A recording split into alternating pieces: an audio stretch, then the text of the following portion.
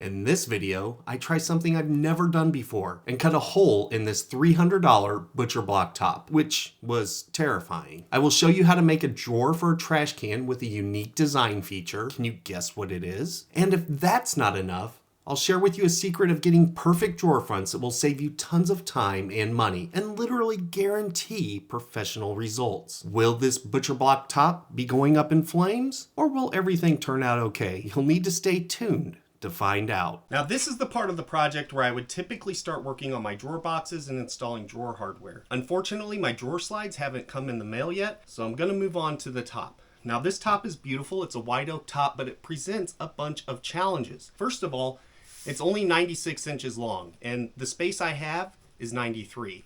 Now I have some solutions that I think will work for that I'll show you here in a little bit. The reason this is only 96 inches is because I got it for under $300 at Floor & Decor, not sponsored by the way, and to get a custom one made was going to be $800 or $900. So I saved $500 and I'll have to work around the length. The other part of this is it's about 1.5 inches wider than I actually want it to be. I don't want it sticking out past the wall on the right side of the bar, so I'm gonna have to rip this down.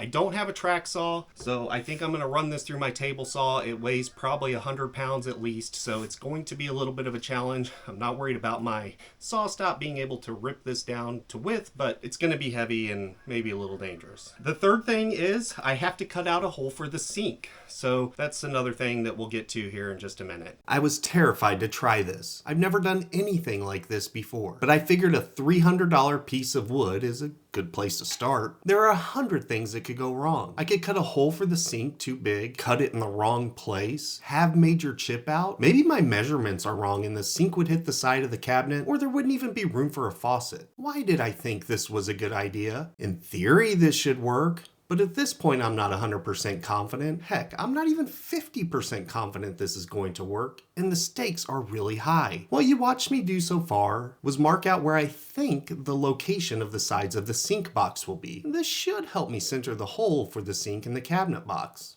in theory. Next, I center the template that came with the sink left and right between those lines, and I think I'm leaving enough room near the back to mount a faucet later, but really, I don't know, since it's going to be a tight fit. But in theory, all my measurements are correct. Then using some scrap plywood, I make a jig the exact same size as the paper sink template. I can use this template as a guide with a router and template bit to cut the exact same shape that I need for the hole.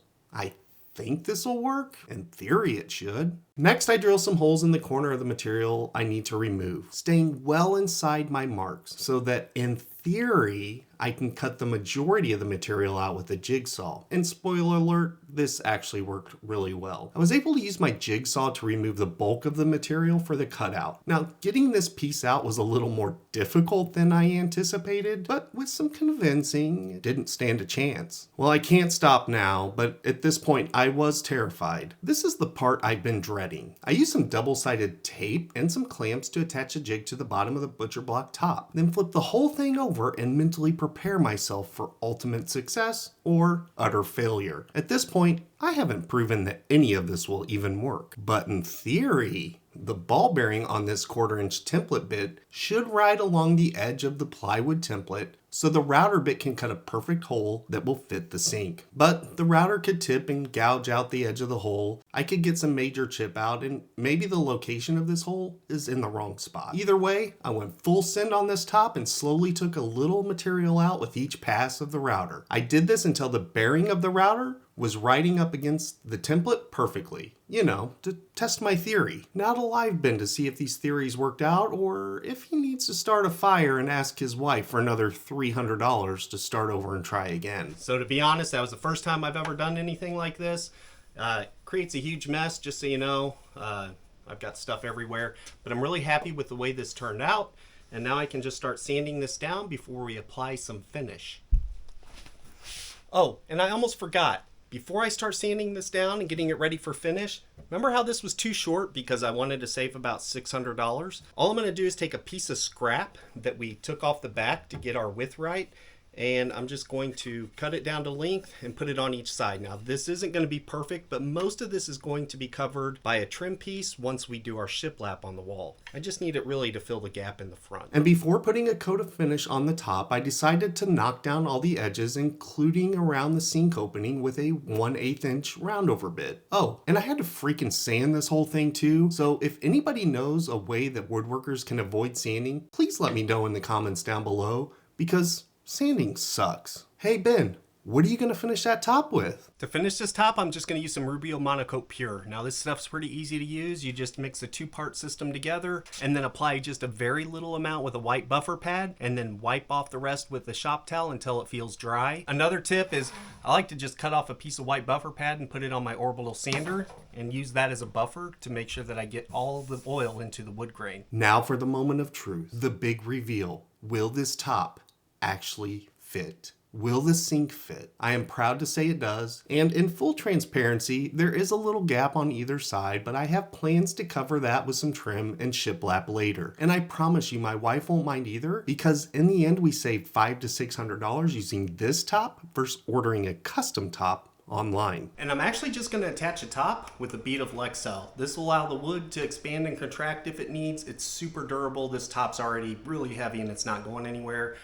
This will secure it forever. Next, I need to make some drawer boxes for storage and one box with a special design feature that will hold a trash can. But first, I need to mount drawer slides to the cabinet boxes and face frame. I love using Bloom undermount soft close drawer slides. These look very intimidating, but I promise, not only are they easy to install, but they are heavy duty and have buttery smooth action. The first step is mounting these brackets to the back of the cabinet that will support the back of the drawer slide. In the first video of this series, I showed how to save a bunch of money by not putting a full back on the cabinet boxes. And I can't mount these brackets to the wall because I may not hit studs to get a solid connection. To solve this problem, I use some plywood strips that I can mount the brackets to and then mount those mounts to the back of the cabinet. The nice thing about doing it this way is that you can mount all of the drawer slide brackets to these plywood mounts while they are outside of the cabinet, which saves frustration and my back. Just make sure you clearly label the left and right side of each plywood mount piece and mark the location of each drawer. And with these brackets attached to the plywood mounts, it's really easy to screw the entire assembly to the back of the cabinet box. And if you thought that was easy, just wait until I show you how easy it is to install the drawer slides. The slides have a slot on the back that slips into the mounting bracket at the back of the cabinet. Then the front drawer slide rests directly on the face frame. To finish attaching these, use 2 screws included with the kit. Now, I like to push the front of the bracket back about 1/8 inch from the front of the face frame to ensure the drawer will close all the way without a gap.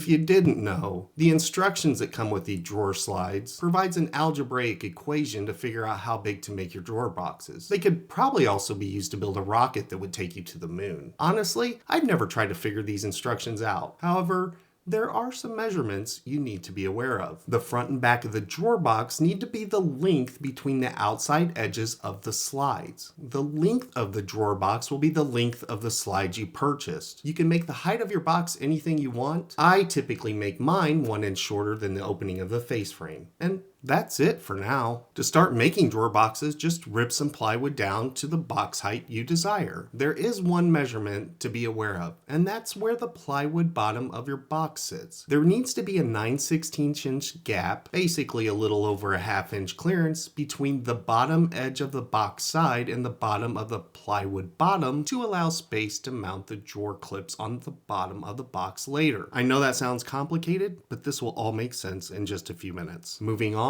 I set the table saw blade 9/16 of an inch away from the fence and raised the blade a little over 1/4 inch high. Next, I cut a groove in the bottom of all the box sides. This will hold the 1/4 inch plywood bottom for each drawer box while allowing space for the clip on the bottom of the box. Unfortunately, the table saw blade isn't wide enough to make a 1/4 inch groove in one pass. so I need to make a second cut. To do this, I move the table saw fence over just slightly before making the second cut. And I always like to use a scrap piece of wood to get this dialed in before making the final cuts on all my drawer box sides. Now I can cut the sides of each drawer box to length. The pieces that make the front and back of the drawer box will be the width that we measured between the outside edges of the slides earlier. The two side pieces of each box are cut to the same length of the slides you were using, which are 21 inches in my case. Now this next step is optional, but I'm gonna iron.